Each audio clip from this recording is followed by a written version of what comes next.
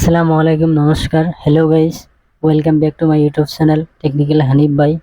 আজি আমি আপোনালোকৰ মাজত এটা নতুন ভিডিঅ' লৈ আহিছোঁ, যিটো ভিডিঅ'ৰ যোগেদি আপোনালোকে নিজে নিজৰ নামটো কেনেকৈ চাব পাৰিব। নতুনকৈ 2025 চনত যিয়ে ফৰ্ম জমা কৰিছে ৰেচন কাৰ্ডৰ বাবে, সেইসকলৰ বাবে আজিৰ ভিডিঅ'টো বনাইছোঁ। গতিকে দেৰি নকৰি বলক ভিডিঅ'টো আৰম্ভ কৰোঁ।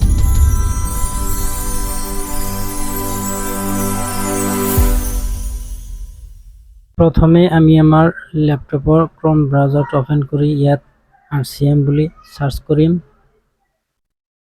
সাৰ্চ কৰাৰ লগে লগে এনেকুৱা এটা ইণ্টাৰফেচ আহিব। প্ৰথম যিটো লিংক দিয়া থাকিব এইটো লিংকত আকৌ ক্লিক কৰিম। অকণমান ৱেইট কৰিব, সাৰ্ভাৰটো শ্ল' হৈ আছে। এনেকুৱা এটা পপআপ আহি পপআপটো কাটি দি ইয়াত ৰেচন কাৰ্ড বুলি এটা অপশ্যন আছে, ৰেচন কাৰ্ড তলত ৰেচন কাৰ্ড ডিটেইলছ বুলি লেখা আছে, যে আপোনালোকক আমি দেখাই দিছোঁ। ইয়াত ক্লিক কৰিব। ইয়াত ক্লিক কৰাৰ লগে লগে এনেকুৱা এটা কেপচা পেজ আহিব। কেপচাটো যেনেকুৱা আছে তেনেকৈ ইয়াত ফিল আপ কৰি ভেৰিফাই বাটনত ক্লিক কৰিব লাগে। গতিকে আমি কৰি আছোঁ। কৰাৰ লগে লগে এনেকুৱা এটা ইণ্টাৰফেচ আহিব। এইখিনি মেইন যাৰ যেনেকুৱা এড্ৰেছটো হয় তেনেকুৱাকৈ ফিল আপ কৰিব লাগিব।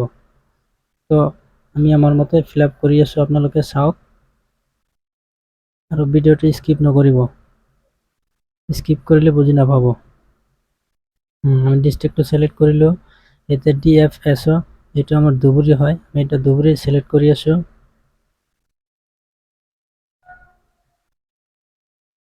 তাৰপিছত TFSO অৰ্থাৎ আমি সাব ডিভিশন বুলি যেটো ভাবো সেইটো আমাৰ বিলাসীপাৰা হয়। গতিকে আমি বিলাসীপাৰাটো সিলেক্ট কৰিলোঁ।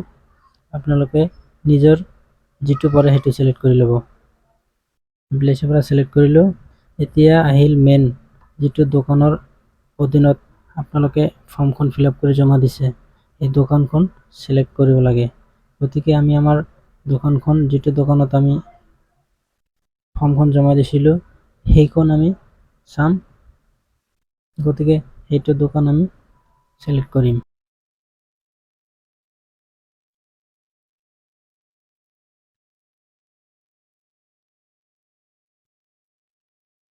সিলেক্ট কৰাৰ পিছত এতিয়া আহিম নেক্সট, ইয়াত ওয়াল সিলেক্ট বুলি আছে, এইটো সিলেক্ট কৰি তলৰটো আনসিলেক্ট কৰি দিব পাৰে, অথবা এটা এটাকৈ সিলেক্ট কৰিলেও হ'ব।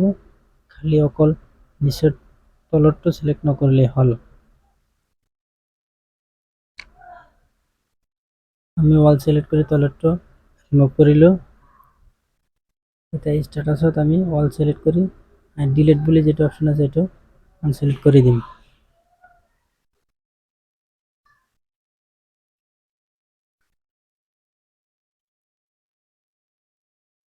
কৰাৰ পিছত এতিয়া আমি সৰ্টিং বুলি এটা অপশ্যন আছে, ইয়াত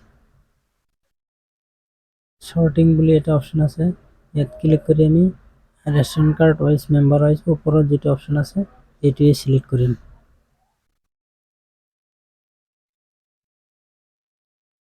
তাৰপিছত RC ষ্টেটাছত অল ক্লিক কৰিব লাগিব, কাৰণ ইয়াত এটা এটাকৈ সিলেক্ট কৰিলে যেনেকুৱা সিলেক্ট কৰিব আপুনি তেনেকৈ লিষ্টখন পাব।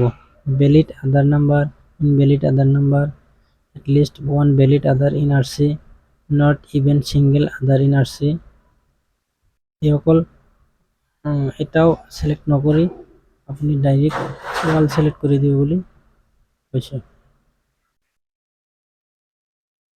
অল সিলেক্ট কৰিব, আমি অল সিলেক্ট কৰি আছোঁ। তাৰপিছত FES যেটো প্ৰথম অপশ্যন সেইটো সিলেক্ট কৰিব।